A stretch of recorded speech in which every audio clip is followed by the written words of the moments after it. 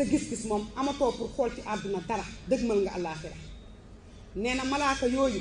nga xam ni kuy faatu doon def lu baax waroon àdduna ginnaaw toppatoo li nga war a toppatoo yëg ni loo nekk ndaw sa ndaw gii ëllëg dañ lay laaj noo ko paasee nga dëgmal sa borom jaamu ko sooy faatu dangay def comme Muniba jigéen la woon bu am 18 ans di faatu di jooy ñu laaj ko looy jooy mu ne ñaar bi may jooy mooy yëg ni sama yaram bi dafa nar a ràpp ci bàmmeel te màndiwuma jaamu yàlla beneen bi damay jooy ngir gis naa lu ma mësul gis yàlla ubbil na ma buntu aljana ma kontaan ba jooy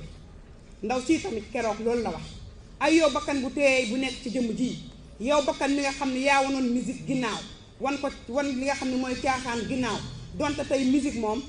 moo fi alquran mooy woy ndax iblis nee na dafa ñaanoon yàlla ne ko utal ma musique utal ma alquran mu ne ko yow dinaa la defal li nga xam ne moom mooy musique mu nekk say alquran